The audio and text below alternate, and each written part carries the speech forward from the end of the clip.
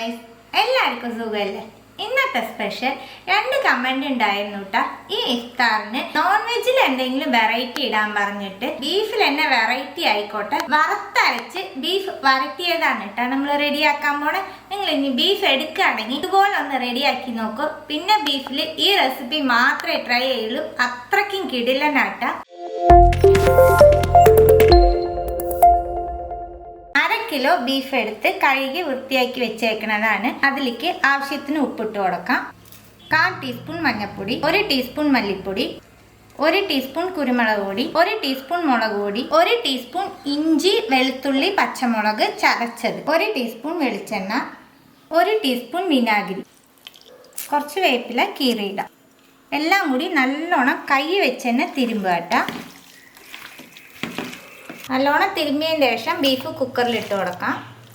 Already ബീഫിൽ നിന്ന് വെള്ളം ഇറങ്ങും, കുറച്ച് വെള്ളം കൂടി ചേർക്കാം. നമുക്ക് ഒന്ന് ഇളക്കി കൊടുക്കുക. വെള്ളം ചേർത്തിട്ട് അടച്ചു വെച്ചിട്ട് 5 or 6 വിസിൽ വിട്ടെടുക്കാം. ബീഫ് വേവുമ്പോഴേക്ക് നമുക്ക് നാളികേരമൊക്കെ വറുത്തെടുക്കാം. 1 ടീസ്പൂൺ വെളിച്ചെണ്ണ ചേർക്കുന്നുണ്ട്. എണ്ണ ചൂടാവുമ്പോൾ 4 ചെറിയ ഉള്ളി, 2 ചുവന്ന മുളക്, കുറച്ച് കരിവേപ്പില, 1/4 കപ്പ് ചിരകിയ നാളികേരം, 1/4 ടീസ്പൂൺ പെരിഞ്ചീരകം. നാളികേരം നല്ലോണം കളർ മാറണം. നാളികേരം കളർ മാറുമ്പോൾ ഇതിലേക്ക് പൊടികൾ ചേർത്ത് കൊടുക്കാം.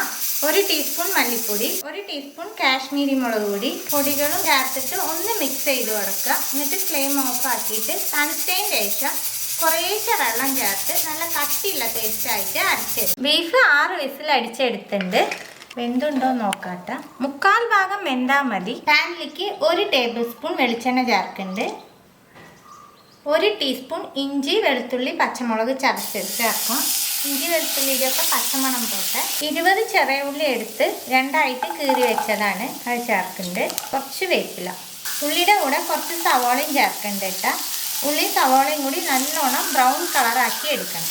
ഉള്ളിയും സവോളയും നല്ലോണം വാടി വരുമ്പോൾ ഇതിലേക്ക് പകുതി തക്കാളി ചേർക്കുന്നുണ്ട്. ഓൾറെഡി ബീഫിൽ ഉപ്പിട്ടിട്ടാണ് വേവിച്ചേക്കണേ. ഈ മസാലയ്ക്ക് മാത്രമുള്ള ഉപ്പ് ചേർത്ത് കൊടുക്കാം. തക്കാളി ഒന്ന് സോഫ്റ്റ് ആക്കി എടുക്കാം. പെട്ടെന്ന് സോഫ്റ്റ് ആവാൻ വേണ്ടിയിട്ട് ഇതിലേക്ക് നമ്മൾ ബീഫ് വേവിച്ചതിൻ്റെ വെള്ളം കുറച്ച് ചേർക്കുന്നുണ്ട്.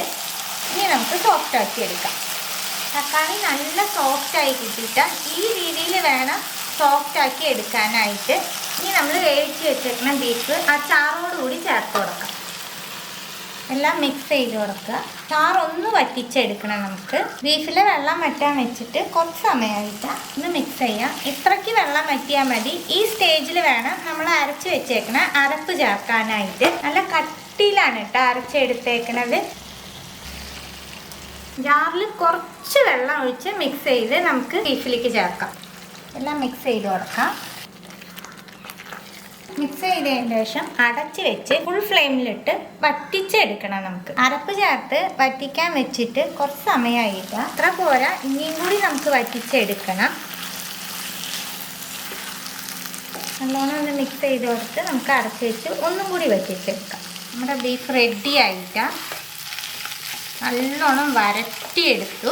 1/2 ടീസ്പൂൺ ഗരം മസാല, കുറച്ച് സവോള, കുറച്ച് വേപ്പില, കുറച്ച് മല്ലിയില, 1 നാരങ്ങയുടെ പകുതി എടുത്ത് അതിൽ 1/4 ഭാഗം പിഴിഞ്ഞു കൊടുക്കാം. ഇങ്ങനെ ഇരിക്കട്ടെ. ഇതിലേക്ക് നമുക്ക് ഒരു സ്റ്റെപ്പും കൂടി ചെയ്യാനുണ്ട്. 1 ടീസ്പൂൺ ബട്ടർ ചേർക്കുന്നുണ്ട്. 1 ടീസ്പൂൺ വെളിച്ചെണ്ണ. ബട്ടർ കരിയാണ്ടിരിക്കാൻ വേണ്ടിയാണ് വെളിച്ചെണ്ണ ചേർക്കണത്. കുറച്ച് നാളികേരക്കൊത്ത് എടുത്തിട്ടുണ്ട്. നല്ലോണം നമുക്ക് ഫ്രൈ ചെയ്തെടുക്കണം. നാളികേരം കളർ മാറിയതും ഈ ബട്ടറോട് കൂടി നമുക്ക് ബീഫിൽ ചേർത്ത് കൊടുക്കാം. എല്ലാം നമുക്ക് മിക്സ് ചെയ്യാം. എല്ലാം മിക്സ് ചെയ്തിട്ടാ. ഇത്രയേ ഉള്ളൂ നമ്മുടെ വറുത്തരച്ച ബീഫ് വരട്ടിയത്. അടിപൊളി ടേസ്റ്റാണ് കേട്ടോ. ലാസ്റ്റ് ആ ബട്ടറൊക്കെ നമ്മൾ മെൽറ്റ് ചെയ്ത് ഒഴിക്കുമ്പോൾ ഒരു പ്രത്യേക ടേസ്റ്റ് ഉണ്ടാവും. തീർച്ചയായിട്ടും ഈ ഇഫ്താറിന് എല്ലാവരും ട്രൈ ചെയ്ത് നോക്കണം. ട്രൈ ചെയ്ത് നിങ്ങളുടെ ഫീഡ്ബാക്കൊക്കെ അറിയിക്കുക. പുതിയൊരു റെസിപ്പി ആയിട്ട് അടുത്ത വീഡിയോയിൽ കാണാം. See you, by.